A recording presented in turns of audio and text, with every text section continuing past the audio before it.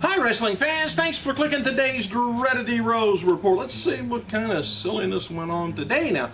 Hey, I've got some big time news on Undertaker for you fans. Details are coming out that the Undertaker's status for WrestleMania 29 is said that the dead man is not in good shape at all. One thing that was wasn't reported after WrestleMania match last year with Triple H is that the hip replacement he had a few years back, I guess, was damaged pretty bad. And there was talk of some kind of surgical work that has to be done over the past few years. And he's really beat up to the point where he's kind of back to square one. He may have to get surgery all over again. Taker's been going to specialists in New York, but he is so beat up now that WWE has been flying the doctors to his home in Texas. Man, good thing he's got Michelle McCool to take care of him. And there's a lot of talk in WWE that if he doesn't end up doing anything at WrestleMania 29, it's likely won't be a big, big time physical match, like that we're used to. He could do just some refereeing or, I don't know, just something. And as noted before, there's still talk of having Taker, work Royal Rumble as a surprise entrance, with the idea he could do a few of the memorable spots, there you go, and then just be eliminated. Just show up and advertising being there so we could buy some pay-per-view events there. Just Royal Rumble and WrestleMania. I don't know. Anyway, Undertaker's now being figured into a major role, not into any major role at WrestleMania plans, internally right now. The feeling is that he wants to do it and feels like he can, WWE make room for him. It wouldn't be the first time, but it's possible, could see the Undertaker skip a WrestleMania, maybe till 2013. And some people in WWE is under the impression that the end of an era hype from this year's, WrestleMania against Triple H was the end as far as, big time wrestling matches for the Undertaker goes. I mean, there's only so much you can do, and usually the taller and the bigger the person is, the more the toll it takes on the body. Happy birthday to USWA champion Bill Dundee, 69 years old, former WCW WWF bit partner, the Italian Stallion. Gary Savant, 55, former WCW wrestler. Remember the Demon, Kiss Demon? Dale Torborg board is 41. And today would have been the birthday of WWF valet Sweet Sapphire. Would have been 78. Anyway, now let's get into another classic. People close to Ric Flair says that he will be returning to WWE at October 29th Raw in Charlotte, North Carolina.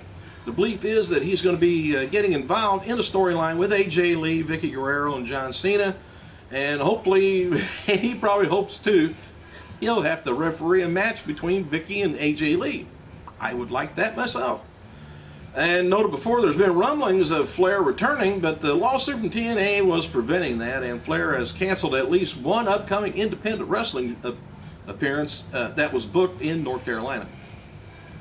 So if he starts canceling a little bit more, I'd like to see him get that damn lawsuit out of the way. It takes forever for that, and maybe TNA is dragging it out so they can't have Flair for a while, but there ought to be a way to settle that, huh, Vicky?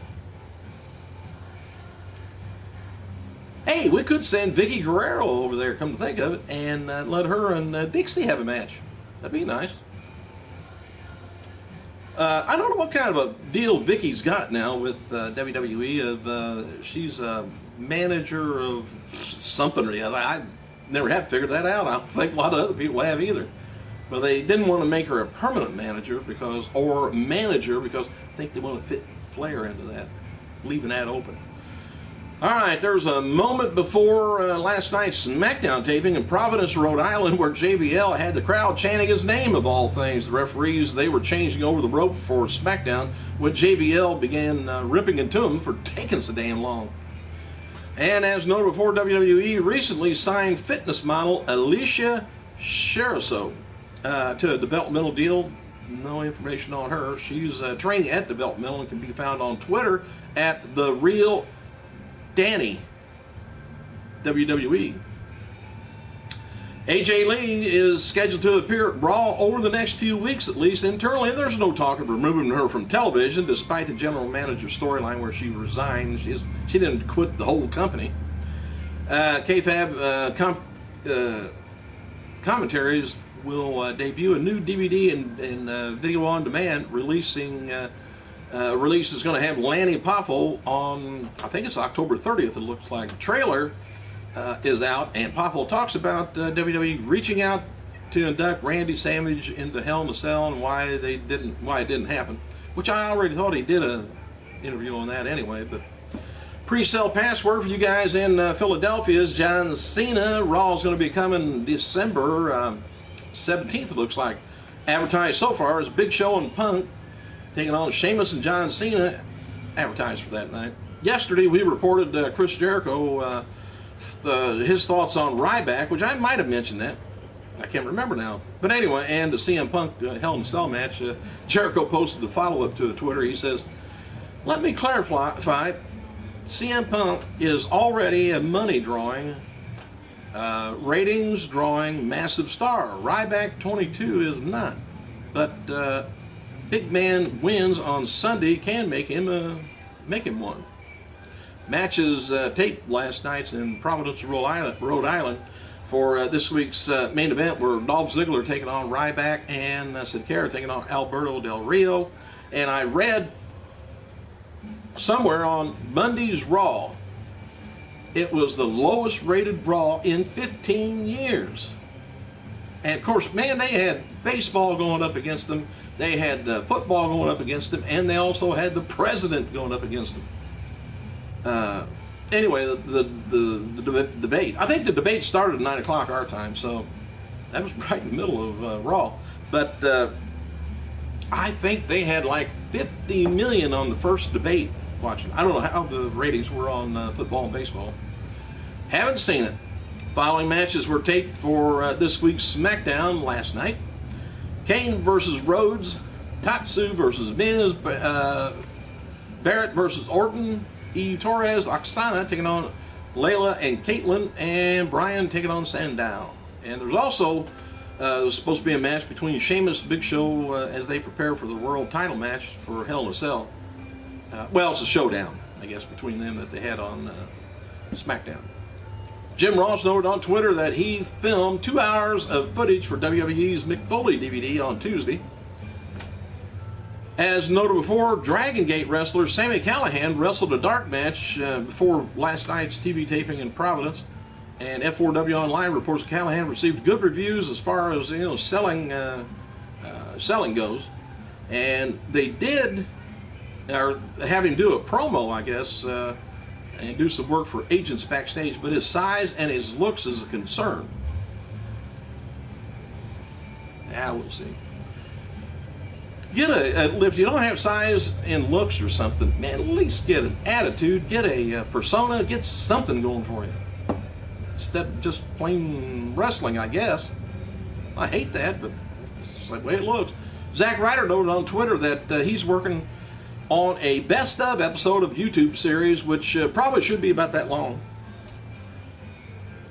John Cena, he's going to be featured on the YouTube show before Sunday's WWE Hell in a Cell pay-per-view.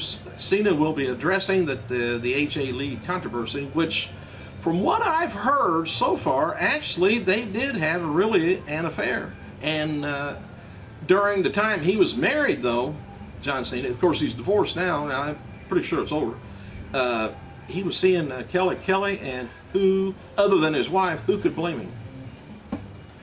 Hall of Famer Roddy Piper, he's a part of a group that's bringing local wrestling back to TV in Portland, Oregon. Portland Wrestling Uncut will be airing on KPTV every Saturday night. Piper is going to be featured with his son, Colt Toombs. WWE is asking fans to tout their opinion on the allegations against AJ Lee using the hashtag AJ Scandal. And Matt Stryker noted on Twitter he may grow out his mustache for Movember.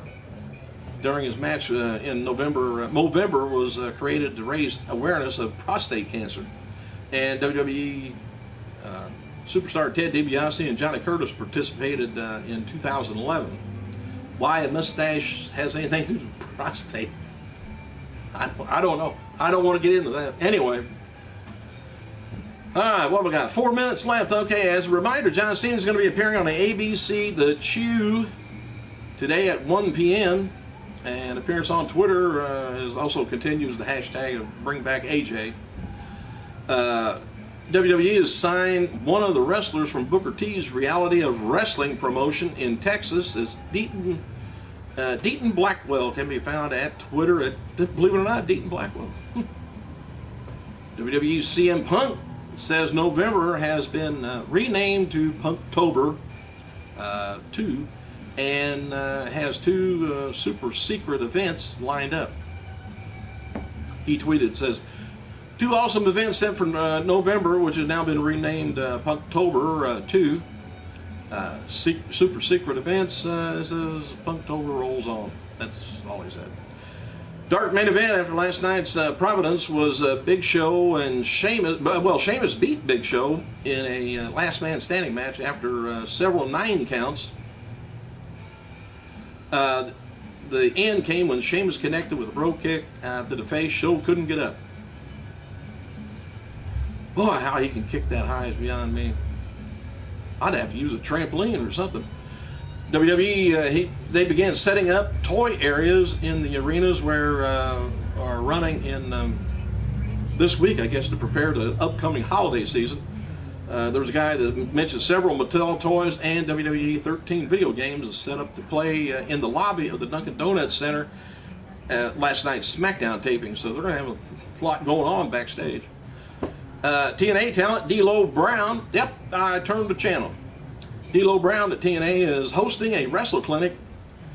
River City Wrestling Promotion, November 10th, 4 p.m. from the Good Shepherd Lutheran Activity Center in San Antonio, Texas. Cost about $50 per person, though. Could be a very good investment if you got anything to give. There's also going to be a RCW show later that night. For more information, check out Brandon Oliver at rcwwrestling.com. TNA Knockout Mickie James is going to be shooting a music video for a single. Somebody's going to pay at the Red Rooster in Nashville today, 10:30 p.m. till 4. The shoot is open to any fans who are at least 18 years of older. TNA talent, this is bad. Wes Briscoe has been hospitalized for a few days now, according to his Twitter. He noted back on October 20th that his kidneys stopped working. His father, Gerald Briscoe, noted that he was suffering from dehydration. You get dehydrated, but man, if your kidneys stop working, I don't know, man. That don't sound good.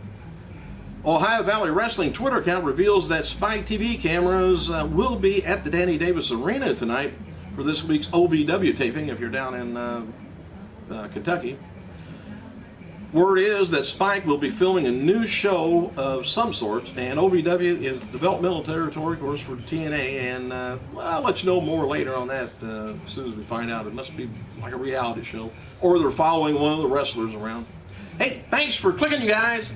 I gotta go.